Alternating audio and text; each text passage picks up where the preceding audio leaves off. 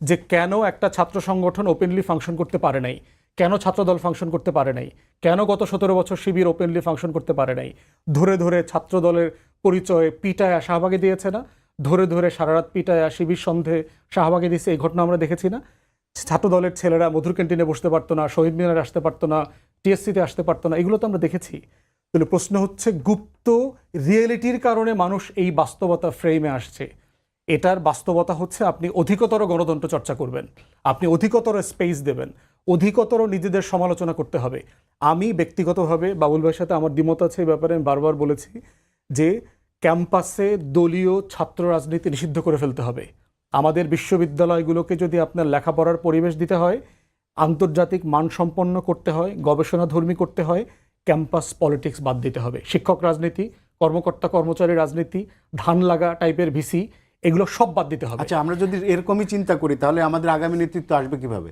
নেতৃত্ব আমেরিকাতে কোত্থেকে আসে ভাই? ব্রিটেনে কোত্থেকে আসে? ছাত্র সংগঠন সারাদিন মিছিল করে করে আসে? ছাত্র সংগঠন তো আছে সেসব দেশে। কিন্তু ওইখান থেকে মিছিল করে করে আসে? ছাত্র সংগঠনের মিছিল করে কেউ? ছাত্র আপনি সংগঠন বললেন আছে, লেজুর ভিত্তির, দলীয় লেজুর ভিত্তির ছাত্র। ক্যাম্পাসে মিছিল মিটিং করা কোনো রাজনীতি আছে? কিছু নাই তো।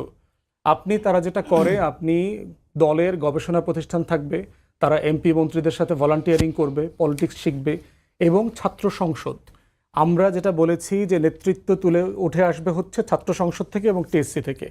বাংলাদেশের ইতিহাসের সবচেয়ে সফল রাষ্ট্রপতি হচ্ছে জিয়াউর রহমান। কোন কোন কোন ক্যাম্পাসে পলিটিক্স করছে? কোন দলের ছাত্র সংগঠনের নেতা ছিল? এরপরে যদি আমি বলি ডক্টর ইউনূস কোন ছাত্র সংগঠনের নেতা ছিলেন? তাহলে প্রশ্ন হচ্ছে ছাত্র সংগঠন করে বাংলাদেশকে খুব দিছে, উল্টায় ফেলছে, ব্যাপারটা তা না।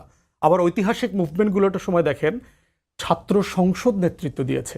স্বৈরাচার বিরোধী আন্দোলনে দেখেন 89-90 ডাকসু যে ঐতিহাসিক রোল প্লে করেছে, 71-এর ডাকসু পতাকা উত্তোলন করেছে, 69-এর ডাকসু গণ অভ্যুত্থান করেছে, 62-র ডাকসু ছাত্র আন্দোলন করেছে।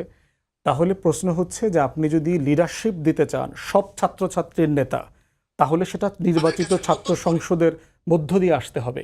দলীয় নেতৃত্ব খাম ধরায়া সভাপতি সেক্রেটারি বানাবেন, তার নেতৃত্বে টোটাল ছাত্র সমাজ নামবে না। এবং গত কয়েক বছরের হিস্ট্রি দেখেন, আমাদের গত 7-8 বছরে যতগুলো আন্দোলন হয়েছে সেখানে কি ছাত্র সংগঠনগুলো নেতৃত্ব দিয়েছে? কোটা বিরোধী আন্দোলন, রোড সেফটি মুভমেন্ট, তার ভ্যাট বিরোধী আন্দোলন, প্রত্যেকটা আন্দোলনে দেখেন তো, এবং 24-এর গণ অভ্যুত্থান।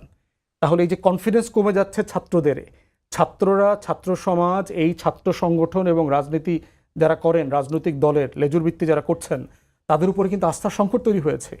অতএব এটাকে আপনি অ্যাড্রেস করবেন কিভাবে?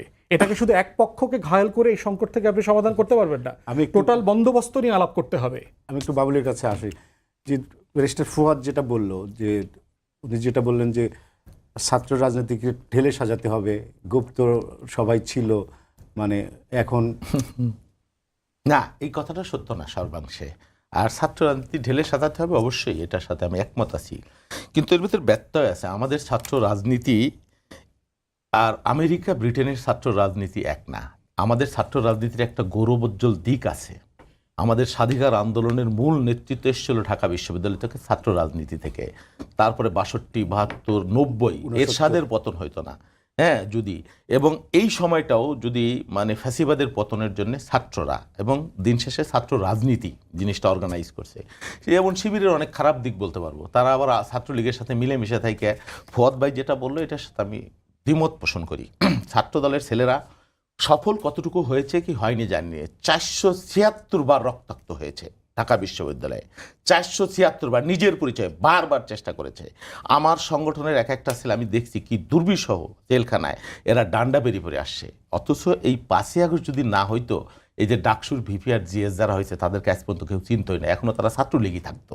পার্থক্য হলো এইটা যে আমি ছাত্রলীগের ছত্র ছায় থাকি, এটা তাদের কৌশল, তারা বলতে পারে একদিনও ক্লাস মিস না করে, একাডেমিক সেশন মিস না করে, স্বাভাবিক জীবনযাপন করে, আবার এর ভিতর থেকে কেউ কেউ উৎসাহী ছাত্রলীগ হয়েছিল। দেখেন আমাদের একজন এমপি, আমার সহকর্মী, তিনি সেদিন ঢাকা বিশ্ববিদ্যালয়ের পতিত ভিসিকে বললেন যে আপনি তার সাথে বাকবিতণ্ডা করলেন, আপনি ফ্যাসিবাদের সহযোগী ছিলেন। আবার এই ভিডিও আমি দেখলাম যে তিনি যখন ভাইস চ্যান্সেলর তখন তাকে কি রকম, স্যার আপনি আমাদের, আপনার সাথে আমরা আছি, আপনার ভিডিওতে ভিসি বলছে আপনিও তো আমাদের, হ্যাঁ বলেছে, কারণ আছে তো বলবার। কিন্তু আমার মনে হয় ফুয়াদ ভাই একটাও বলতে পারবে না এরকম যে ছাত্র দলের রিমার্কেবল কর্মী লক্ষ লক্ষ কোথায় কে সেরে বেরিয়ে যায়, রিমার্কেবল বা পদধারী বা বিপিজিএস হওয়ার মতো হল লেভেলের ডাকসুতে না, একটাও ছাত্রলীগের সাথে মিলিয়া মিশিয়া একাত্ম হইয়া সুখে শান্তিতে ঢাকা বিশ্ববিদ্যালয় মায়ের হাতের পিঠা আর ভালো মানে বিরিয়ানি খেয়ে বড় হয়েছে বা রাজনীতি করছে। আমাদের ছেলেদের ইতিহাস খুব ভয়ঙ্কর, আমাদের জীবনযাত্রার ইতিহাস খুবই ভয়ঙ্কর। এরা ডান্ডাবিরি পরে আসছে মায়ের ডেড বডি দেখবার জন্য। তখন আপনি ছাত্রলীগে মিলিয়া মিশিয়া থেকেছেন, প্রমাণিত সত্য, প্রমাণিত সত্য। এখন গুপ্ত শব্দটা যদি ছাত্রদলের হয়ে থাকে তাহলে আমার শিবিরের ভাইয়েরা, আমাদের প্রতিপক্ষের ভাইয়েরা কী কারণে উত্তেজিত হয়ে যায় শব্দ শুনলেই গাত্রদাহ শুরু, আমি জানি না। প্রবলেম যেটা, যে রাজনীতি থাকুক না থাকুক সেটা এক ইস্যু, কিন্তু আপনি রাজনীতি থাকবে না এইটাও বলছেন, আবার সাধারণ ছাত্র সাজিয়ে রাজনীতির বিরুদ্ধে স্লোগান দিতেছেন। এবং এটাও তো প্রমাণ আছে, আপনার তিতুমির কলেজের ছাত্র শিবিরের যে সভাপতি, সে মিছিল করতেছে ক্যাম্পাসে রাজনীতিতে, পরবর্তীতে দেখা গেলো ছাত্র সভাপতি। রাজশাহী মেডিকেলেও এই অবস্থা দেখলাম।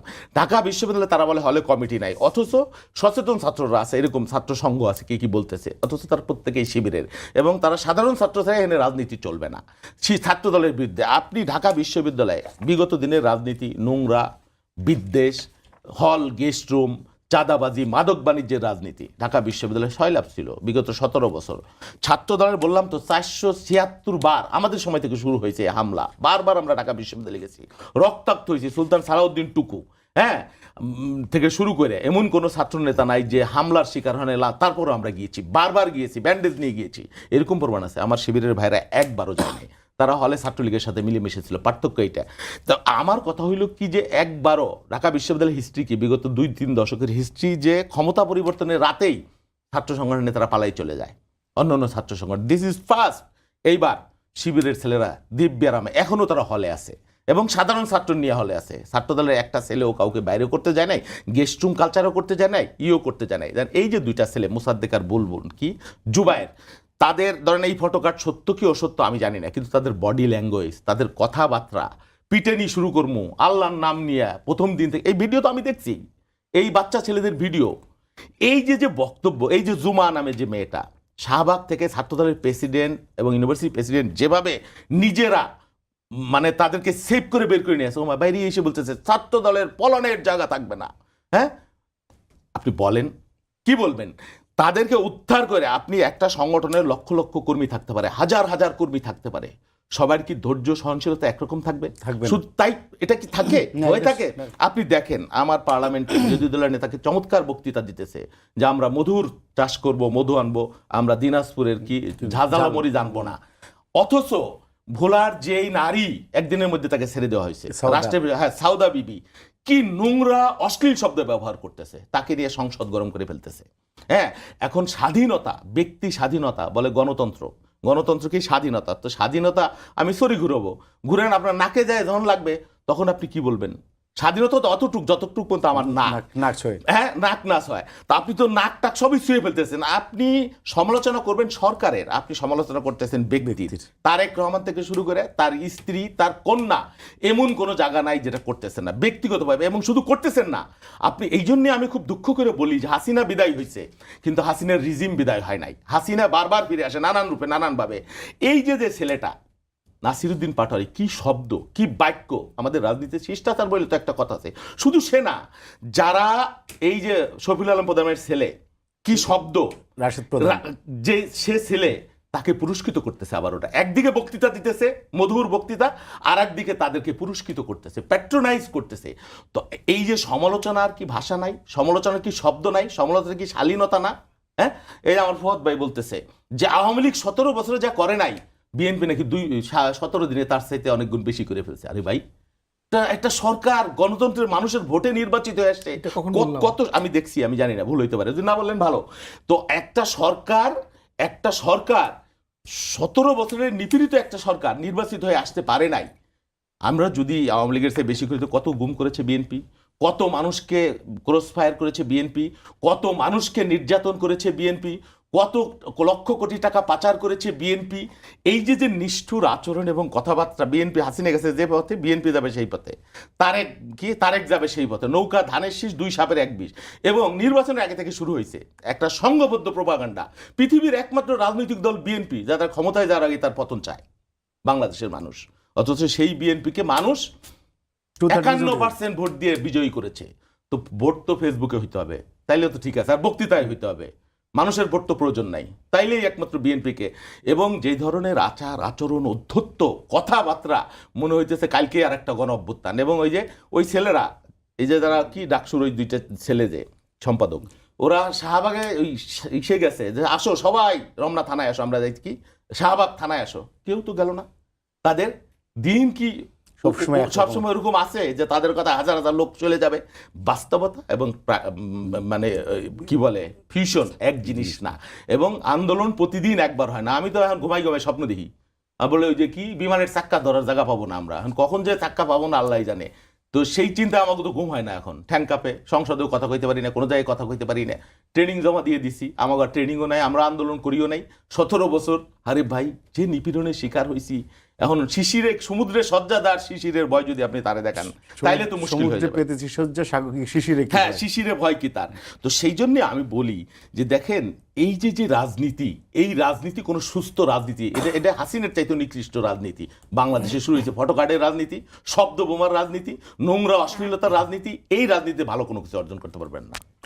ফুয়াদ ভাই, এই যে রাজনীতিতে বিরোধিতা তো থাকবেই, কিন্তু পার্সোনাল অ্যাটাকের যে অবস্থা, তারপরে এই যে এআই দিয়ে ফটো কার্ড বানানো, মানে মানুষকে অশ্লীলতার একটা সমাজের রন্ধ্রে রন্ধ্রে ছড়িয়ে যাচ্ছে। যে এমপি একজন অসুস্থ মৃত্যু পথযাত্রী মানুষ, তার নিয়ে হাসি তামাশা করতেছে, মানে মির্জা আব্বাস সাহেবের কথা বলছেন। হ্যাঁ, তো ফুয়াদ ভাই, এই বিষয়টা কিভাবে আমরা করতে পারি? একটা বিষয় দেখেন, যে আমি এটা বহুবার বলেছি, ফটোকার্ড ফেক অ্যাকাউন্ট দিয়ে বিএনপি সহ গণ অভ্যুত্থানের নিজেদের দলগুলোর ভিতরে যেই ভুল বুঝাবুঝি তৈরি করার খলনায়ক কিন্তু পতিত সরকার, পতিত দল।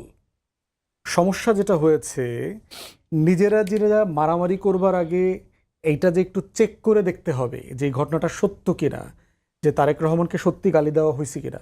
আচ্ছা, তারেক রহমান যারে গালি দিতেছে সেই তো বলতেছে যে এগুলো তার গায়ে লাগতেছে না, সেই তো উদারতার পরিচয় দিচ্ছে। তাহলে কর্মীদেরকে শিখতে হবে না সেটা আমার নেতা কিরকম? আপনি সেই একটা বিষয় আছে না, অশ্লীলতার একটা বিষয় আছে সমাজে, তো আমরা থাকি ভাই, সমাজের এই কোটি কোটি মানুষকে অনলাইনে, সেটা গ্লোবাল ফেনোমেনা, সারা দুনিয়ার কোটি কোটি ফেসবুক ইউজার। তাই বলে আমরা প্রধানের ছেলে যে কুলাঙ্গার শব্দ ব্যবহার করলো, এটা কেউ অ্যাকসেপ্ট করে না, কেউ অ্যাকসেপ্ট করছে? সমালোচনা আমরা সমালোচনা করছি না, তারে তো এমপি বানায়নি, তার বোনকে, কিন্তু তার বিরুদ্ধে তো কোনো অ্যাকশনে যায়নি। এটা অ্যাকশন কিভাবে যাবে? মানে এটা তো আপনার একটা লিমিট আছে। তো আপনি তাকে ভৎসনা করতে পারবেন, আপনি তাকে তো ফৌজদারি বিধিতে আনতে পারেন না। কেন আমরা সরকারের সমালোচনা করছি যে আপনি ফেসবুক পোস্টের কারণে 6 জনকে গ্রেফতার কেন করলেন? মানে চিফ হুইপকে নিয়ে একটা কার্টুন করা যাবে না? প্রাইম মিনিস্টার বলছে যে আমাকে নিয়ে কার্টুন করা যাবে, চিফ হুইপকে নিয়ে কার্টুন করা যাবে না কেন? তুমি কেন গ্রেফতার করাইলেন? মানে এগুলো দেখে তো আমরা ক্লান্ত গত 17 বছরে। আমাদেরকে যেটা করতে হবে, কালচার ডেভেলপ করতে হবে। মানে বাবুল ভাই আমার রাজনৈতিক প্রতিদ্বন্দ্বী, কিন্তু ভদ্রতার লিমিট ক্রস করা যাবে না। আমরা দেখেন হাসিনার ফ্যাসিবাদের ব্যাপারে কত মানে জোরালো বক্তব্য দিয়েছি। কোনোদিন কি একটা গালি দিয়েছি হাসিনাকে? একটা স্ল্যাং ব্যবহার করেছি গত 6 বছরে? একদিনও বলি নাই। সর্বোচ্চ বলছে আপনি ফেরাউনি শাসন ব্যবস্থা কায়েম করেছেন, নমরুদি শাসন ব্যবস্থা কায়েম করেছেন। এখন তারেক রহমানকে কেন দেওয়া হচ্ছে না? রেসপন্সিবল পলিটিশিয়ানরা কেউ করছে না এটা। এইটা সমস্যা যেটা হচ্ছে, ডাকসুর নেতারা তো রেসপন্সিবল যারা আছে, কেউ ডাকসুর নেতারা নিজের আইডি নিজের নামে এই ধরনের বাজে কথা কেউ বলে নাই। প্রশ্ন হচ্ছে যে আপনি একটা ফটোকার্ড ডাকসুর ভিপির নামে বানায় তারপর ইম্পোজ করে, বিষয়টা এটা করছেটাকে?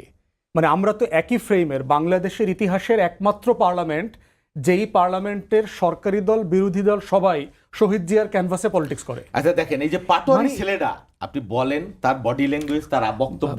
বাবুল ভাই আসতেছি। বাবুল ভাই, মানে এটাকে হোলসেল দেখেন, আপনি রেসপন্সিবল পলিটিক্স করে, যেমন দেখবেন বিএনপির নেতারা বিরোধী দলের নেতার প্রশংসা করছে না, যে এত ডিসেন্ট ভদ্র বিরোধী দলের নেতা আমাদের পার্লামেন্টের লাইফ টাইমে আমরা দেখি নাই। তাহলে প্রশ্ন হচ্ছে, রেসপন্সিবল পলিটিক্স করতেছে এমন কে কথা বলেছে?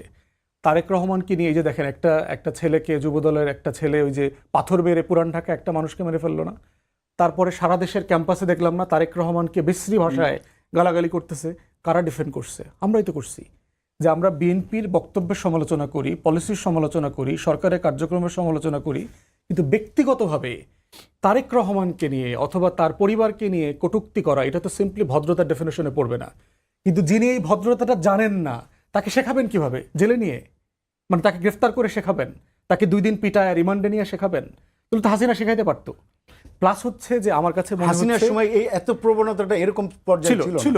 না, এই পর্যায়ে ছিল না। 5 ছিল। আগস্টের পরে যেভাবে আমরা দেখছি, এটা আসলে ভাই, যেটা হয়েছে যে একটা জিনিস মানে চাপা ছিল, ক্ষোভ, কষ্ট, গ্রেফতার, তার মানে কি আমার গুম, ভয়, আমার ভেন্টিলেশন, বলার স্বাধীনতা মানে কি আমার যাচ্ছে তাই? বলার স্বাধীনতা যেটা হচ্ছে, এটাকে আমি বলছি একটা পোস্ট ট্রমা রিয়েলিটি। আপনি যখন আমাকে প্রচন্ড রকম করে সাপ্রেস করে রাখবেন বহুটা বছর, আমি তখন ভুলে গেছি কোনটা আসলে ন্যায্য আচরণ, বাবুল ভাইয়ের সাথে কতটুকু বলা যাবে, কতটুকু বলা যাবে না, এটা আমি ভুলে গেছি। এই ফ্যাসিবাদের শাসন ব্যবস্থা, এই কারণে যেটা হয়েছে, হিটলারের পতনের পরে টোটাল যে রাইক যে দেশগুলো ছিল, জার্মানি সহ সব জায়গাতে ডিনাৎসিফিকেশন রিহ্যাবিলিটেশন সেন্টার ওপেন করা হয়েছিল। কারণ এই ধরনের অথরিটেরিয়ান রেজিম যেটা করে, মানুষের স্বভাব, চরিত্র, অ্যাটিটিউড সব কিছু বদলায় দেয়। এই ফ্যাসিবাদের আমলে দেখেন, আমার বউ আমারে বলে, তুমি তো চিৎকার করে কথা বলো কেন? এখন মানে আমি নিজেও তো লজ্জিত হই, কারণ আমি লম্বা সময় বাইরে ছিলাম, এত জোরে কথা বলে তো অভ্যস্ত না। কিন্তু হাসিনার আমলে রাস্তায় বক্তব্য দেওয়া মানে তো আমাকে চিৎকার করতে হয়েছে। তাহলে এই যে আমার স্বভাব চরিত্র তো কম্প্রোমাইজড হয়ে গেছে, আমি চিৎকার করে কথা বলি, এখন আমি উত্তেজিত হয়ে যাই, আমি অনেক জিনিস নিতে পারি না। এটা হচ্ছে একটা ন্যাশনাল ট্রমা।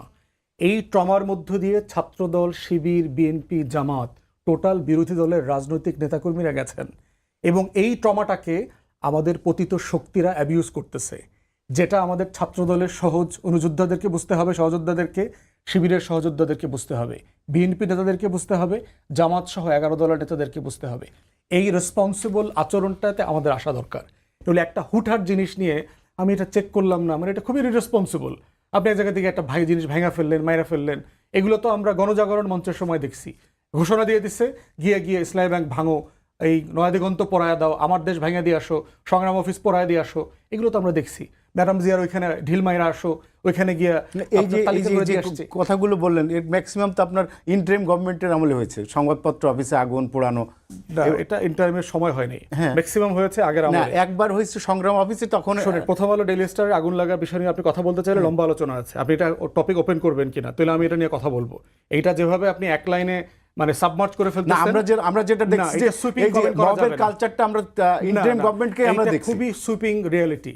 প্রথম আলো ডেইলি স্টার, ছায়ানট, উদিচি, এটা হলো ট্রাম্প। প্রথম আলো ডেইলি স্টার, ছায়ানট, উদিচি না, বিভিন্ন আপনার মাজারে তো হামলা এই ইউনূস সরকারের সময় তো হয়েছে। নতুন কিছু হয়নি, এগুলো সারা বছর ধরে হয়েছে, আওয়ামী লীগের আমলে আরো বেশি হয়েছে।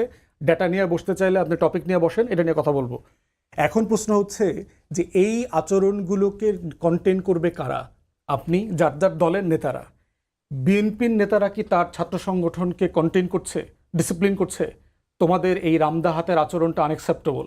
এই পলিটিক্স, শুধু এনি ভাই দেখলাম একটু বলেছে যে এই পলিটিক্স এখন জেনারেশন আর চলবে না, আমরা এই সিরিয়াসলি কন্টেনমেন্টটা দেখতে চাই, জামাতের পক্ষ থেকে দেখতে চাই, তার ছাত্র সংগঠনকে ডিসিপ্লিন করবে। কিন্তু জামাতের যে মহিলাটা এত নোংরামি করলো, তার বিরুদ্ধে তো কোনো ব্যবস্থা নিল না, কিন্তু তার মুক্তির জন্য জামাত সংসদে পর্যন্ত কথা বলছি যে আপনি স্ল্যাং এর জন্য, অভদ্র আচরণের জন্য ভৎসনা করতে পারবেন, তাকে জেলে নেওয়াটা সমাধান। জেলে নেওয়াটা যেমন আমি নিন্দা করি, তেমনি দলেরও তো তাদের ফোরামে তারা করেছে কিনা আমি জানি না। জামাত একটা টিপিক্যাল সংগঠন, আপনি জানেন তার একটা স্ট্রাকচার সংগঠন আছে।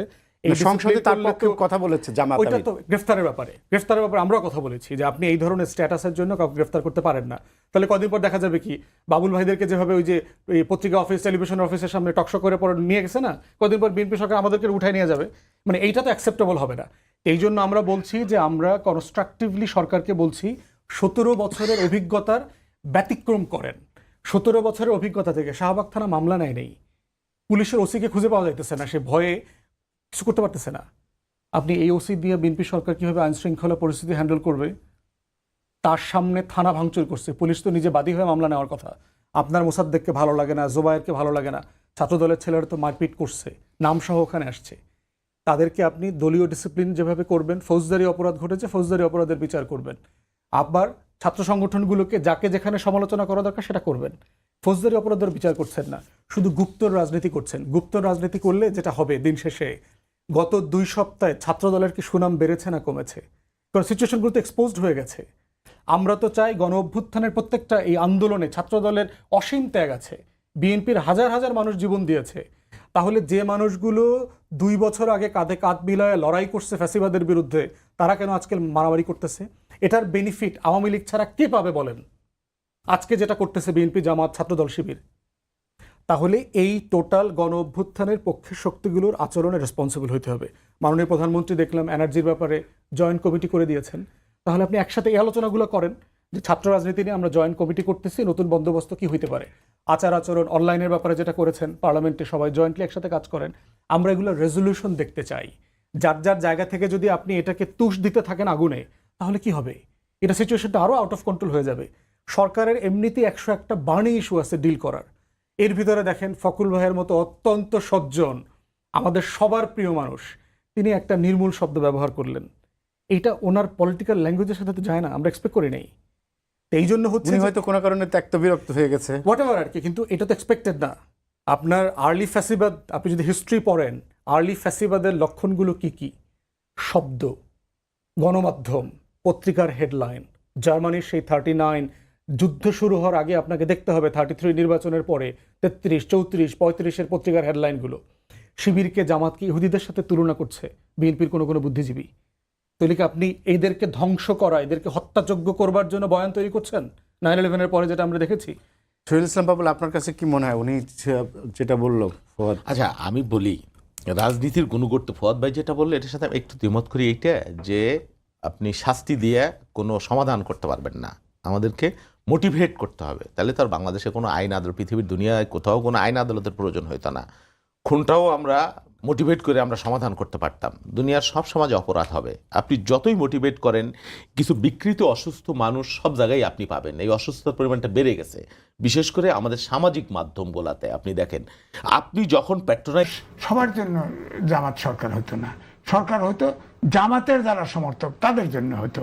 সুতরাং তার তো এই অর্থে এই পলিটিক্সের কারণেই তো তার রাজনীতি করার সুযোগ নাই। এখন এই সংবিধানে আপনি দেখেন আওয়ামী লীগ নিষিদ্ধ রেখে আপনার সন্ত্রাস বিরোধী আইন করেছে না। এখন ধরেন গণতান্ত্রিক রাজনীতিতে সংসদ বয়কট করার কোনো দাবিতে বয়কট করতে পারে, শান্তিপূর্ণভাবে মিছিল করতে পারে, মিছিল করতেছে, মিটিং করতেছে। 4 তারিখে বাতুল উত্তরগড় থেকে জামাত মিছিল বের করলো, আপনার কাকরাইল মোড় পর্যন্ত গেল, তারপরে চলে আসলো। এখন করেন না, আপনার আইন শৃঙ্খলার পরিস্থিতির অবনতি ঘটান না দেখি। আছে না গরম পানি, আছে না জলকামান, আছে না জেলখানা, আছে না প্রয়োজনে আইন করে বসে তো আইন করে আইছেন না সংসদে, এখন তো আইন আছে। বিএনপি প্রয়োজনে আপনাদেরকে নিষিদ্ধ করে দিবে। আবার 5 বছর পরে হোক, 10 বছর পরে হোক, আপনার 100 বছর পরে হোক, আওয়ামী লীগ ফিরে আসলে আবার বিএনপিকে নিষিদ্ধ করবে। দেখেন 5ই আগস্টের পরিবর্তনের পরে মোস্তাকের সময় 80% আসামি জেলখানা ভরে গেছিল। 80% লোককে ধরে নেওয়া হয়েছিল 1975 সালের স্পেশাল পাওয়ার অ্যাক্টে। এটা কিন্তু শেখ মুজিবের করা। সেই আইনে 80% লোককে গ্রেপ্তার করছে, যে আইনে কিন্তু কাউকে ধরলে কোর্টও তাকে এই মামলা হিয়ারিং করতে পারে না। সেই রকম একটা আইন, ওপেন এন্ডেড একটা আইন করলেন। জামাত বসেছিল, এনসি বর্ষ লোক দেখানোর জন্য বয়কট করছে। আপনি আইন করছেন, তখন বুঝে উঠতে পারেন নাই জামাত যে হায় এটা কি করতেছে। তারা বলছে আওয়ামী লীগ নিষিদ্ধ করতে বাস খুশির ব্যাপার, পাকবম। এখন তো দেখেন শান্তিপূর্ণভাবে মিছিল করে করো, শান্তিপূর্ণ যত খুশি মিছিল করো, কোনো সমস্যা নাই। আইন শৃঙ্খলা পরিস্থিতির অবনতি ঘটায় দেখো, তাহলে গুপ্ত রাজনীতি দেখা যাবে।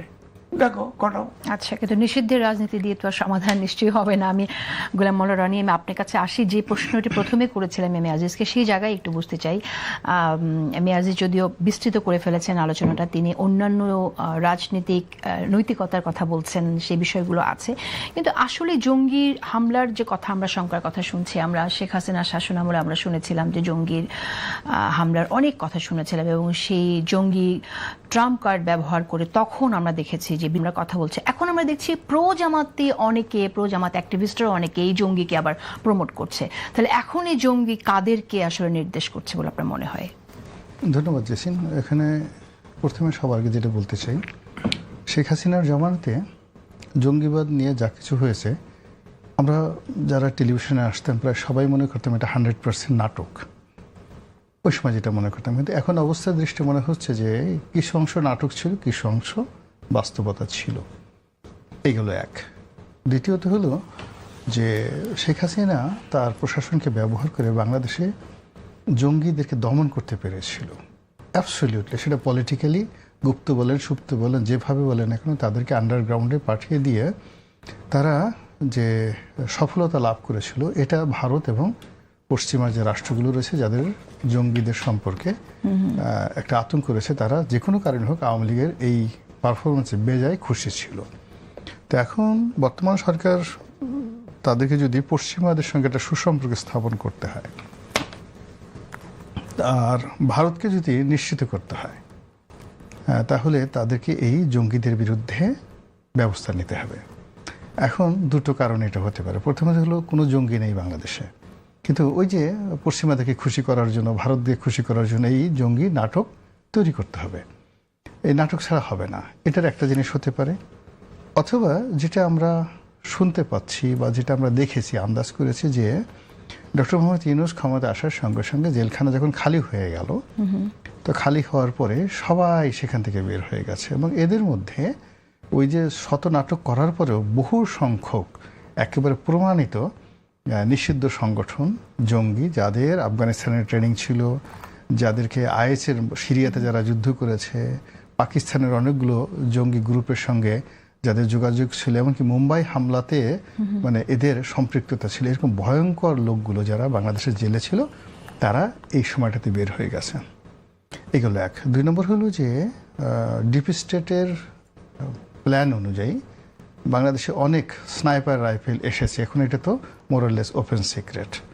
তাহলে আপনার অস্ত্র চালানোর জন্য ম্যান পাওয়ার আছে, লোক আছে, নেতৃত্ব দেওয়ার মতো লোক আছে আন্ডারগ্রাউন্ডে, যেটা শেখ হাসিনার জমানাতে ছিল না। তার সঙ্গে সঙ্গে আবার এই শেখ হাসিনাকে উৎখাত করার জন্য যে স্নাইপার রাইফেলগুলো আসছে তাদের সংখ্যা কত, এই রাইফেলগুলো মানে মালিকানা কাদের জিম্মায় ছিল, বাইরে থেকে হেলিকপ্টারে, প্লেনে আসছে, জাহাজে আসছে, এই কি 10,000, 20,000 নাকি 10টি, আমরা উই ডু নট নো, আমরা কিছুই জানি না। এবং যেটা আমরা জানি সেটা হলো প্রায় 10 থেকে 12,000 মারণাস্ত্র থানা থেকে লুট হয়েছে, ভেরি ইফেক্টিভ উইথ সহজ, এগুলো এখন পর্যন্ত উদ্ধার করা যায়নি। তাহলে আপনি চিন্তা করুন যে আপনি একটা ঘরের মধ্যে আছেন এবং সেই ঘরের অনেকগুলো গর্ত আছে, আপনি নিশ্চিত এই গর্তের মধ্যে অনেকগুলো গোকরা সাপ আছে, ফলে এরা যে কোনো সময় আপনাকে আক্রমণ করতে পারে। এই আতঙ্ক পাওয়াটা তো স্বাভাবিক। ফলে বাংলাদেশের যে এই জঙ্গিবাদের জন্য যে একটা উর্বরতা আছে, উর্বরতার নিয়ে আমি বলবো, এক্ষুনি বলবো, সেই উর্বরতার সঙ্গে সঙ্গে ম্যান পাওয়ার আছে, ম্যান পাওয়ার সঙ্গে সঙ্গে লজিস্টিক সাপোর্ট আছে। এবং এখন সরকার যেহেতু নতুন আসছে, একেবারে দুর্বল অবস্থায়, 2 মাসের সরকার এসে দুর্বল অবস্থা নেই। প্রধানমন্ত্রী স্বয়ং 17 বছর দেশে বাইরে ছিলেন, তার সঙ্গে সঙ্গে যারা কিচেন ক্যাবিনেটের পাওয়ারফুল লোক তারাও মূলত লন্ডন থেকে আসছেন। ফলে আমাদের 17 বছর আসলে বাংলাদেশে যে কি হয়েছে তারা জানেন না। আর বাইরে যারা আছেন সরকারে যারা কর্তা ব্যক্তি, এরা তো সবাই সেই গত 17 বছর একটা বিরাট অংশ জেলখানায় কাটিয়েছেন, অনেক সময় পালিয়েছিলেন। তাদের এক একজনের মধ্যে বিরুদ্ধে 200, 300, 400 মামলা থাকার কারণে এই 17 বছর তাদের মধ্যে একটা ট্রমা গেছে। এখন একটা বছর লাগবে মিনিমাম তারা যে মন্ত্রী, তারা যে এমপি, তারা যে প্রধানমন্ত্রী এবং তাদের কথা মতো যে দেশ চলে, এই আত্মবিশ্বাসটা অর্জন করতে, পারফেকশনটা আনতে। আপনি দেখেন একটা নাটক হয়, সিনেমা হয়, এই জন্য একটা রিহার্সেল দরকার হয়। তো এই সরকারের একটা রিহার্সেল পিরিয়ড অন্তত 1 বছর লাগবে। আপনার কাছে মনে হয় সরকারের মধ্যে আস্থার সংকট আছে? অবশ্যই আস্থার সংকট আছে, আস্থার সংকট আছে, যোগ্যতার সংকট আছে, বিশ্বাসের সংকট আছে, টাকার সংকট আছে, 1000 সংকট আছে। কিন্তু আমাদের এই জাতি, এই সরকারের বিকল্প নেই। এই মুহূর্তে তো যেহেতু আওয়ামী লীগ নেই, এই সরকারের মানে এই মুহূর্তে বিএনপিকে আমাদের দরকার। ফলে যে কোনো মূল্যে আমাদেরকে এই সরকারকে তাদের এই যে রিহার্সেল করার একটা সময় দিতে হবে। তারা ভুল করবে, ভ্রান্তি করবে এবং আমরা তাদেরকে সমালোচনা করব, সমালোচনা করে তাদেরকে এমনভাবে সমালোচনা করবো যেন তারা পরিশুদ্ধ হতে পারে, রেকটিফাই হতে পারে। তো এই যে সময়টা যাচ্ছে, এটা রিহার্সেল পিরিয়ড যাচ্ছে। তো সরকারে যারা শত্রু বা যারা জঙ্গিবাদ করতে চায় তারা বুঝতে পারছে যে এই সরকার 1 বছর পরে, ইভেন 6 মাস পরে, তারা যদি ভালো হয় তারা অত্যন্ত শক্তিশালী একটা সরকার হবে। বিকজ এই সরকারের ধরেন 18 কোটি মানুষ আছে, 18 কোটি শ্রমজীবী হাত আছে, তারপরে বাংলাদেশের অনেকগুলো অপরচুনিটি গ্লোবাল মার্কেটে শুরু হয়ে গেছে। যেমন আমরা এক্সপোর্টে খুব ভালো করছি, পার ক্যাপিটা ইনকাম ভালো, ফরেন রেমিটেন্স ভালো, বিদেশের সাথে ব্যবসা বাণিজ্য ভালো। এই সরকার মোটামুটি যদি বছরখানেক শুধু এই আত্মবিশ্বাসটা অর্জন করতে পারে, এই সরকার শক্তিশালী হয়ে পড়বে, প্রচণ্ড শক্তিশালী হয়ে পড়বে। ফলে সরকারের যারা অপোনেন্ট তারা কিছুই করতে পারবে না। ধন্যবাদ আপনাকে। একটি কথা যেটা এম এ আজিজ বললেন যে আন্ডারগ্রাউন্ডে রাজনীতি করার কথা, যেটা আপনিও বলছেন, এখনো অনেকে বলেন যে গুপ্তভাবে অনেকেই আছে বিএনপিতেও। তো আমরা আসলে জঙ্গি হামলার যে বিষয়টা সেটা তো ডিফারেন্ট, কিন্তু ধরেন একটি সরকারের মধ্যে যদি এরকম ভাবে আসলে অন্য রাজনৈতিক চেতনার কেউ থাকে, সেক্ষেত্রে সরকারের কি করণীয়? সরকার কি করে আসলে আইডেন্টিফাই করবে? মানে সরকার কিভাবে করবে এটা তো বলতে পারবো না, আমি তো খুবই ক্রুশিয়াল, এবং সেক্ষেত্রে হ্যাঁ ডেফিনেটলি এটা গোয়েন্দা সংস্থার সহযোগিতা সেখানে সরকার নিতে পারে, কিন্তু সেই গোয়েন্দা সংস্থাতে আছে কিনা সেটা আপনি কি করে নিশ্চিত হয়ে বলতে আমি পারবেন? আগের বক্তব্যটা শেষ করে নিই। আগে যেখানে আমি শেষ করেছিলাম সেটা হলো এরকম একটা দুর্বল মুহূর্তে তারা আক্রমণ করবে, এবং সেটা জঙ্গি আক্রমণ করবে, আক্রমণ করে সরকারকে ভয় দেখাবে, আরও দুর্বল করবে, এবং এই সুযোগটা যদি তারা কাজে না লাগায় সরকার শক্তিশালী হলে পারবে না। ফলে this is the right time. জঙ্গিবাদের জন্য এটা একটা সবচেয়ে সঠিক সময় হলো সরকারকে ভয় দেখানো, আরও দুর্বল করা। দিস ইজ ফার্স্ট পার্ট শেষ। সেকেন্ড পার্ট হলো আলোচনার, সেটা হলো যে আপনাকে 50-এর দশকে চলে যেতে হবে। আমাদের পাক ভারত উপমহাদেশের যে রাজনীতি, এটি মূলত আমাদের এই অংশে, বাংলাদেশ, মায়ানমার, এই অংশে পশ্চিমাদের একটা মাস্টার প্ল্যান আছে, সেটা হলো বার্মা অ্যাক্ট। তো সেই যে বার্মা অ্যাক্টের কারণে কিন্তু রোহিঙ্গা সমস্যার সমাধান শুরু হয়েছে, এবং এটা কিন্তু শহীদ প্রেসিডেন্ট জিয়াউর রহমান আমলে সেই 79-86 সাল থেকে তখনই শুরু হয়েছে। ফলে ওরা এই যে একটা যে মার্কিন ডিপ স্টেট হবে, একটা যে জঙ্গিবাদ হবে, একটা রোহিঙ্গা প্রোগ্রাম হবে, ওদের একটার পর একটা মাস্টার প্ল্যান আছে। সেই মাস্টার প্ল্যান অনুযায়ী কিন্তু এখন আমরা জানি যে সরকারকে ক্ষমতায় আনা হয়েছে, বিরোধী দলকে আনা হয়েছে, একটা এই ধরনের বিভিন্ন রকম কথাবার্তা, আমেরিকার একটা লবি কাজ করছে। তো যখন আপনাকে কেউ মানে যাকে বলা হয় কৃতদাসী বানাতে চাইবে, আমাকে কেউ কৃতদাস বানাতে চাইবে, তখন ফার্স্ট যে কাজটি করবে আমার বিশ্বাসের জায়গাটা নষ্ট করে দেবে। আপনার বিশ্বাসের জায়গাটা নষ্ট, আপনি মনে করবেন যে yes I am a slave. তো আমেরিকা বা ডিপ স্টেট যারা কখন কোনো একটা রাষ্ট্রকে তাবেদার বানায়, তার বিশ্বাসের জায়গাটা নষ্ট করে দেয়। তো এখন সরকার যেন কোনো অবস্থাতেই সে যেখানে বসে আছে তার যেন বিশ্বাস না থাকে, সবসময় আস্থার সংকট যাতে তৈরি হয় সেরকম একটা কাজ আমার টাকা করবে নাই, আপনি মনে এই যে করছেন? দেখুন আমার ফুয়েল নাই, আমার টাকা নেই, আমার অ্যাডমিনিস্ট্রেশন নেই, আমার চারিদিকে শুধু গুপ্ত, এদিকে আমার জেলখানা ভরা শুধু আওয়ামী লীগের লোকজন, জেলখানার বাইরে শুধু জঙ্গি আর জঙ্গি। এই যে না, কিন্তু সরকার তো জানেই যে সরকার একটা ক্রাইসিস মোমেন্টের দায়িত্ব নিয়েছে, অর্থনৈতিক সংকটটা তো নতুন করে ক্রিয়েটেড না, এটা আগে থেকেই চলমান একটি অবস্থা, এবং এই জায়গা থেকে আপনার যে মধ্যপ্রাচ্যের যে ক্রাইসিসটা শুরু হলো সেটাও তো সরকারের সাথে রিলেটেড। সরকার তো এখানে কিছু করার নাই, অনেক কিছু মানে এই করার আছে। না এই সংকটটা তো মধ্যপ্রাচ্যের যে যুদ্ধটা শুরু হয়েছে সেখানে তো সরকার আমাদের এখানে সংকট মোকাবেলার জন্য করার আছে, কিন্তু সেই সংকটটা তো আপনার সরকারের উপরে পড়ে গেল, আমি সেটাই বলছি দায়িত্ব না, নেওয়ার সরকারের পরে। উপরে পড়ে না। এখানে মূল ব্যাপার হচ্ছে নেতৃত্ব বলে একটা জিনিস, দ্য লিডার ইটসেলফ। যিনি নেতা তার প্রথম যোগ্যতা হবে তিনি সমস্ত দায় দায়িত্ব নেবেন। এই জিনিসটা যদি বলে যে আমার কোনো দায় দায়িত্ব নাই, এই সব কাজ ইনো সাহেব করে গেছে, সব কাজ শেখ হাসিনা করে গেছে, দ্য ফার্স্ট থিং হলো আপনি বলবেন যে এই কোনো নেতাই না, he is not a leader, তার যোগ্যতা নাই। লিডার যেটা বলছে ফরগেট এভরিথিং, আমি এখন ক্ষমতার চেয়ারে বসে আছি, সমস্ত দায় দায়িত্ব আমার। আজকে থেকে বাংলাদেশে যদি একটা সিঙ্গেল লোক যদি কষ্ট পায় আমি এর জন্য দায়ী, এই কথা যে বলতে পারবে, জাস্ট লাইক লিক ওয়ানের মতো। সে যখন মালয়েশিয়া যখন তাকে আউট করে দিল, সমস্ত সবকিছু বন্ধ করে দিল, তাড়িয়ে দিল, সে এসে সিঙ্গাপুরের জনগণে কাঁদলো, ওয়াজ ক্রাইং। তারপরে বললো যে নো, আমরা আছি সবাই, আসুন আমরা এই দেশটাকে গড়ে তুলি।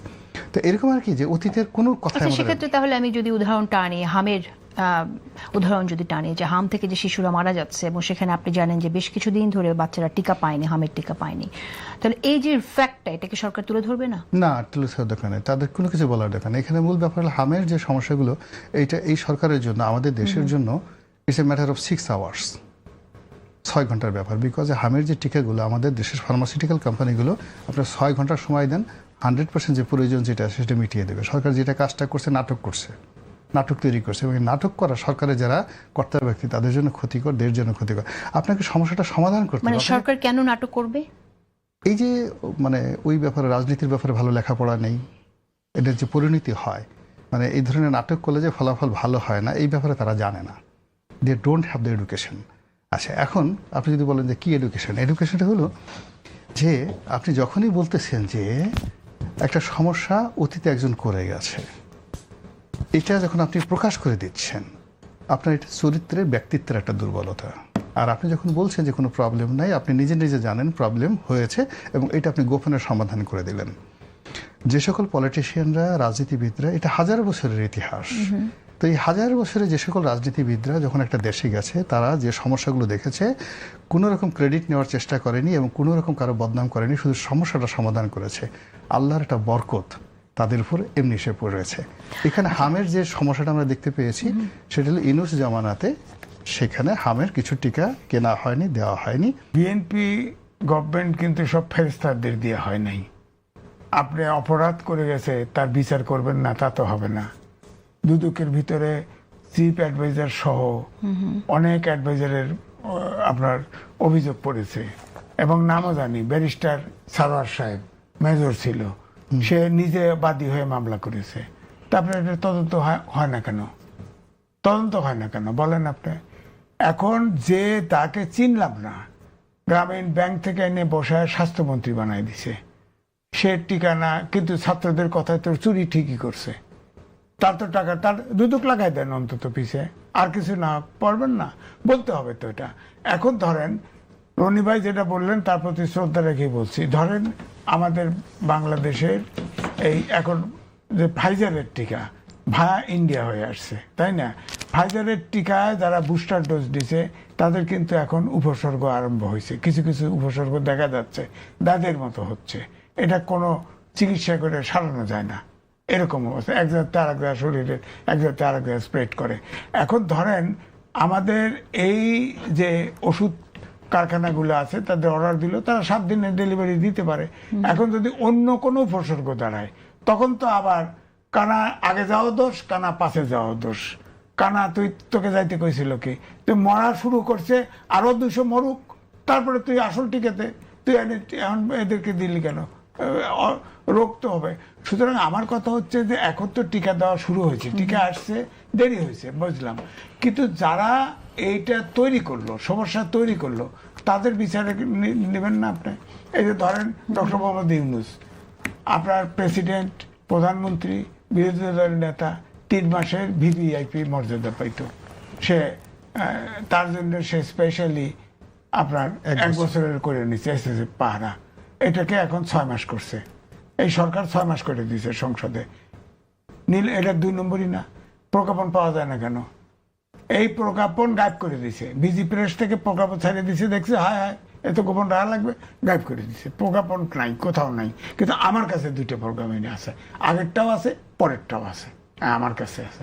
সে 1 বছরের নিচে, এখন তার 6 মাস হলো। আপনি 6 মাস করে সেই প্রজ্ঞাপনটা জারি করলো কিভাবে? গোপনে, গুপ্তভাবে। কেন সে এই প্রজ্ঞাপনটা জারি? তাকে জিজ্ঞেস করছে একবার, সে প্রধান উপদেষ্টা হয়েছে, এটা কি? হে কি প্রধানমন্ত্রী নাকি? সে কি প্রেসিডেন্ট নাকি দেশের?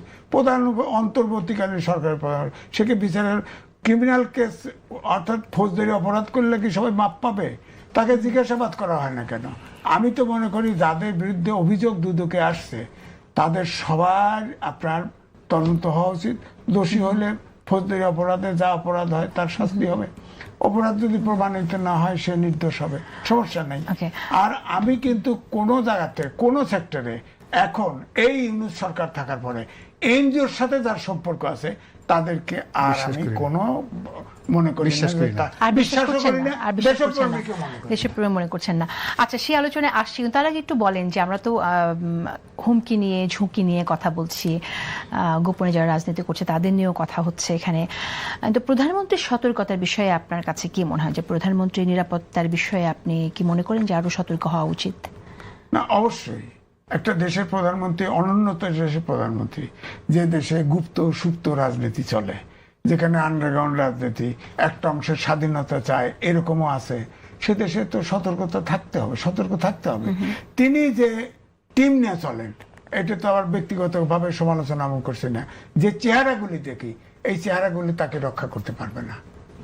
চেহারাগুলি আরো, শোনেন, একটা সৎ লোকের পক্ষে সবকিছু করা সম্ভব, অসৎ লোকের কাছে কে 1 মিনিটের জন্য বিশ্বাস করা যায় না। হ্যাঁ, আপনি দেখেন শহীদ প্রেসিডেন্ট জিয়াউর রহমান, আমি ওনাকে ডাইরেক্ট বলছি, প্রধানমন্ত্রীকে ডাইরেক্ট, আমার সাথে 1 to 1 কথা হয়েছে। আমি বলছি আপনার তো কোনো আইকন দরকার নেই। শহীদ প্রেসিডেন্ট জিয়াউর রহমান, তিনি, তার সম্পর্কে একটি লোক তার দুর্নীতি করেছে কোনো অভিযোগ পাবেন না। তার বাড়িতে গেছি, তার ফ্যামিলি মেম্বার সদস্য সাধারণ, আমি তাদেরকে বলছি আপনার প্রেসিডেন্ট আপনাদের আত্মীয়, আপনারা বলেন না? হ্যাঁ, বলছে না, উনি এসে বাড়িতে এসে না করে দিয়েছে, আমার পরিচয় দেওয়া যাবে না। আমরা পরিচয় দিইনি, আমি আমার মতো আছি। দৈনিক বাংলা সরকারি ছিল, এক্সিকিউটিভ এডিটর ছিল তার আপন, জিয়াউর রহমানের আপন চাচা, কোনোদিন পরিচয় দেয় নাই। সে এডিটর ইচ্ছে করলে এডিটর হতে পারতো, এ কথা বলছি ওনাকে আমি। শহীদ প্রেসিডেন্ট জিয়াউর রহমান তিনি দেশ চালাতেন, কোনো সময়ে রাজনৈতিক দলের লোকের সাথে কথা বলতেন না। তার প্রত্যেকটা সেক্টরে আলাদা আলাদা চয়েস করা লোক থাকতো, যারা নিরপেক্ষভাবে সাহসের সাথে ক্রিটিসাইজ করে কথা বলতে পারতো। এরকম একটা টিম নিয়ে আলাদাভাবে বসে পরামর্শ নিত। আমার তো মনে হয় এই প্রধানমন্ত্রীর সেরকম পরামর্শদাতা নাই। আমি তো বলছি আপনার মা, কিন্তু আমরা তো দেখি যে উনি অনেকের সাথে আলোচনা করছেন, অনেককে ইনভাইট করছেন, সেরকম তথ্য আমরা শুনতে পাই না। শোনেন, এটা শোনেন তো, কথা বলেন, কিন্তু উপযুক্ত লোকটা হতে হবে। যার পলিটিক্যাল ব্যাকগ্রাউন্ড নাই, সে যতই পশ হোক না কেন, যার রনি ভাই যেটুকু বুঝবে আমি কিন্তু বুঝবো না। উনি এমপি ছিল, উনি মানুষের পালস যতটুকু বুঝবে আমি অতটুকু বুঝবো না। সুতরাং পলিটিক্স যাদের ব্যাকগ্রাউন্ড নাই তাদের পরামর্শ নিয়ে কোনো লাভ নাই। তাহলে আপনি বলেন তো দেখি, যেখানে ইপিজেড নাই উনি ঘোষণা দিলে আমি ইপিজেড করবো, এপিসোড আছে যেখানে ইপিজেড আছে, বলেন তো দেখি। তারপরে বলে দিল ভাসানী জিয়াউর রহমানের কাছে তার ধানের শীষ অফার করে গেছে। আরে ধানের শীষ, ভাসানী মারা গেছে কবে, আর ধানের শীষ কেমনে ওনার কাছে দেয়? এটা কে গাইড করে? এটা গুগলে সার্চ দিলে পাওয়া যায়। এটা কে গাইড করলো? অর্থাৎ ওখানে অবশ্যই গুপ্ত আছে, গুপ্ত তাকে একটা কথা বলে মিসগাইড করে দেয়। হ্যাঁ, তো সুতরাং এগুলো তো বাঁচতে হবে। অন্তত পক্ষে ওই লোকটি যে এই ব্লান্ডার করতে পারে, প্রধানমন্ত্রীর মুখ দিয়ে এই কথা বলাতে পারে, তার অন দ্য স্পট তার চাকরি যাওয়া উচিত আমি মনে করি। প্রধানমন্ত্রীকে মিসগাইড করা, প্রধানমন্ত্রীকে বিপদে ফেলা, বিপদগামী করার যে চেষ্টা করে তার পার্সোনাল স্টাফ, তাকে রাইট একেবারে 1 সেকেন্ড দেরি করা নাই। আপনি মনে করছেন প্রধানমন্ত্রীকে আরো কঠোর হতে হবে এই বিষয়ে? তার দায়িত্ববান হতে। আপনি বলেন তো দেখি, আপনার ফরেন উপদেষ্টা আছে, সে প্রতিমন্ত্রী স্ট্যাটাসে, লন্ডনে হিথ্রো এয়ারপোর্টে নামিয়া অ্যাম্বাসেডার চাকরি খাই দিছে। বলেন তো দেখি এটা কি করে হয়? তাকে কল ব্যাক করতো, প্রসেস আছে, আরেকজন বসাই দিত। সরকার আসছে বসাইতে পারে, এভাবে হয়। এটা সার্ভিসের প্রবলেম, এটা হয়। এটা এক্সপেরিয়েন্স অথবা শিক্ষার অভাব। ওই ভদ্রলোক অ্যাডভাইজার হলো সিলেটি, আমি সিলেটি, লন্ডনে সিলেট এলাকায় ঘুরছি তো। সিলেট আর নিউ ইয়র্ক একই জিনিস, ওই সিলেটের ওই সিলেটি পাড়া আর নিউ ইয়র্ক একই জিনিস। তো সুতরাং আপনি তারা প্রতিমন্ত্রী বানায় দিচ্ছেন, তো এরকম অপমান তো হইতে হবে, আপনাকে দোষ তো নিতে হবে আপনাকে। ভিন্ন একটি টপিকে কথা বলতে চাইছি। আমরা দেখলাম যে সরকারের সিএসআর এর এর আগে আপনি জানেন সিএসআর এর ফান্ড থেকে প্রধানমন্ত্রী যে তহবিল, সেখানে অনেকেই গিয়ে প্রধানমন্ত্রীর তহবিলে টাকা দিত। এবার আমরা আবার ভিন্ন রকম একটা ইয়ে দেখলাম যে হ্যায়ের পক্ষে, গণভোটের পক্ষে প্রচারণার জন্য বাংলাদেশ ব্যাংকের সিএসআর তহবিল থেকে বেশ কয়েকটি সংগঠনকে অর্থ সহায়তা দেওয়া হয়েছে। সেখানে তার মধ্যে আছে ছাত্রদের, বৈষম্যবিরোধী ছাত্র আন্দোলনে তাদের করা একটি প্রতিষ্ঠান স্যাড, এর বাইরেও সুজনের নাম এসেছে। আমি আপনার মন্তব্য শুনতে চাইছি যে আপনি কিভাবে দেখছেন গোলাম মাওলা রনি সেটাকে? প্রথমত হলো যে বাংলাদেশে অনেকগুলো সংগঠন আছে যারা নিজেদেরকে মনে করে যে তারা সুশীল, আর তাদের সপক্ষের কতগুলো পত্রপত্রিকা আছে, এদেরকে সবসময় আপহোল্ড করে যেন তাদের মাথায় বাংলাদেশের সমস্ত বোঝা, এবং তারা যেটা বলবে, তারা যাকে সৎ বলবে তারাই সৎ, যারা অসৎ বলবে তারা অসৎ। তো এরা কেউ নির্বাচন করার নামে, কেউ অর্থনীতির নামে, কেউ দুর্নীতি দমনের নামে বিদেশের এজেন্ডা বাস্তবায়ন করে।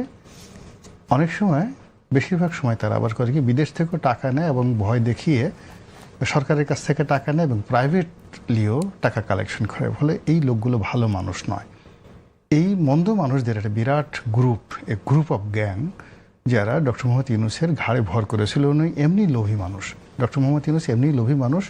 তারপরে হলো তার জীবনে যে জনকল্যাণের যে কর্মগুলো, এই কোনো ইতিহাস নেই তার জীবনে। মানুষকে উপকার করার, দেশের কল্যাণে আওয়াজ তোলার ধরুন মুক্তিযুদ্ধের সময় আমরা এত কিছু এত মানুষকে দেখি, ওনাকে তো কোনোদিন একটা মুক্তিযুদ্ধের পক্ষে একটা কথা বলতে কখনো দেখিনি। তো এইরকম একে তো উনি এইরকম মানুষ, তার উপরে আবার ওনার সাথে এই দুষ্ট লোকগুলো যেগুলো কখনো একত্রে এই 10-12 জন দুষ্ট লোক বা গ্রুপ কখনো বিএনপির উপরও চাপতে পারেনি, আওয়ামী লীগের উপরও চাপতে পারেনি অতীতকাল। এই লোকগুলো একসঙ্গে তার মাথার উপর চেপে বসেছিল, ফলে ধীরে ধীরে ধীরে ধীরে দুর্গন্ধ বেরোচ্ছে। এই যেমন যেটা আপনি বললেন যে বাংলাদেশ ব্যাংকের মতো সিভিল একটা প্রতিষ্ঠান, সোসাইটির মেম্বারসদের একটি অংশকে আপনি এভাবে দুষ্ট লোক বলে দিচ্ছেন। শুধু তারা দুষ্ট না, তারা মহাদুষ্ট। আমরা তাদেরকে সিভিল সোসাইটি যেটা বলছি, আমরা যে সমস্ত লোক হয় আমরা সিভিল সোসাইটি বুঝি না, অথবা যে কোনো কারণে হোক, তাদের অবস্থার কারণে, তাদের কানেক্টিভিটির কারণে বা তাদেরকে আমরা ভয়ের কারণে আমরা তাদেরকে পরিহার করি, তাদের সাথে গণ্ডগোলে জড়াতে চাই না। কিন্তু আপনি যদি তাদেরকে সাথে বসেন, তাদের পারিবারিক জীবন, ব্যবসায়িক জীবন, অর্থনৈতিক জীবন, এই জিনিসগুলো আপনি ট্রান্সপারেন্ট পাবেন না, কোথাও আপনি ট্রান্সপারেন্ট পাবেন না। এমনকি তাদের যে লেখাপড়ার যে মান, সেটাও কাঙ্ক্ষিত পর্যায়ের না। আমাদের দেশের অনেক অনেক ভালো ভালো মানুষ বিভিন্ন সমাজের ট্রেডে আছে। ধরুন একজন সাংবাদিক, এখন একজন সাংবাদিক কেন তাকে গিয়ে একজন প্রধানমন্ত্রীর কার্যালয়ে গিয়ে দালালি করতে হবে? আমি যেটা বুঝি না। আমি ধরেন একজন সংসদ সদস্য, তাকে কেন প্রধানমন্ত্রীর পিছিয়ে পিছিয়ে গিয়ে তাকে একটা কথা বলতে গিয়ে প্রধানমন্ত্রী, তার বাপ মা, আত্মীয় স্বজনকে 1 ঘন্টা তোষণ করে তারপরে তার মূল বক্তব্যে যেতে হবে? এই জিনিসগুলো আমার কাছে যুক্তিযুক্ত মনে হয় না। এবং আমি গত সেই এরশাদ জমানা থেকে খুব ক্লোজলি রাজনীতি দেখছি। এইরকম কাজকর্ম করে এখন পর্যন্ত টিকে আছে আমি একজন সিঙ্গেল লোকের দেখি না। 3-4 বছর পরে এরা না হারিয়ে যায়, আর তাদের কোনো নামগন্ধ থাকে না। তখন এই যে লোকগুলো ডক্টর মোহাম্মদ ইউনূসের উপর ভর করেছিলেন, তারা অতীতে যেমন তাদের এই দেশের কন্ট্রিবিউশন কোনো ভালো কোনো রেকর্ড নেই, জাস্ট একটা কাগজে বাঘ হিসেবে তারা নিজেদেরকে প্রচার করেন, এবং কেউ কেউ তাদেরকে কাগজে বাঘের পরে কাগজে সিংহ হিসেবে প্রচার করার চেষ্টা করেন। তো এই লোকগুলোর হাতে যখন একটা সেন্ট্রাল ট্রেজার চলে গেছে, একটা রাষ্ট্রের একেবারে যাকে বলা হয়, যেটাকে বলা হয় একেবারে যক্ষের ধন, সেন্ট্রাল ব্যাংকের রিজার্ভ মানে তো এর চেয়ে তো আমাদের আর কিছু না। তো এই গ্রুপটির হাতে কিন্তু এই সেন্ট্রাল ব্যাংকের রিজার্ভটা চলে গিয়েছিল। এখন আমরা আল্লাহর কাছে শুকরিয়া জানাবো যে তারা যদি পুরো একেবারে রিজার্ভটা চুরি করে নিয়ে যেত এবং পুরোটাই যদি হা ভোটের পক্ষে খরচ করে ফেলতো, আমাদের কিন্তু কিছু করার ছিল না। তারা তো আমাদের প্রতি এহসান করেছে যে ওখান থেকে তাহলে টাকা নিয়ে এখন আমরা দেখছি হা ভোটের পক্ষে প্রচারণা করছে যেভাবে, মানে হা ভোটের পক্ষে প্রচারণা বলতে গণভোটের যে রায় সেটাকে মেনে নেওয়ার জন্য যে আন্দোলন এখন দেখছি, সেখানেও তাদের সাথে সুর মিলিয়ে কথা বলছেন সিভিল সোসাইটি মেম্বার্সদের একটি অংশ। তাহলে কি জামাত এবং সিভিল সোসাইটি মেম্বার্সদের মধ্যে এক ধরনের যোগ আমরা দেখছি কিনা? এটা একটা নতুন একটা ডিমেনশন কিনা? ফার্স্ট থিং হলো যে দেখেন, আমরা কিছু মানুষ একেবারে প্রথম দিন থেকেই, আমি যেমন একেবারে আগস্ট মাসের 10 তারিখ থেকে বলে আসছি যে ইউনূস সাহেবকে যে প্রধান উপদেষ্টা করা হলো, এটা একটা রং সিদ্ধান্ত এবং তার হাতে এই দেশটা ডুববে। এগুলো এক। গণভোট নিয়ে প্রথম দিন থেকে আমি যেটা বলেছি যে এই গণভোটের কোনো আইনগত ভিত্তি নেই, প্রয়োজন নেই, এবং এটা জাতির জন্য একটা বার্ডেন তৈরি করবে, একটা বিভেদ তৈরি করবে।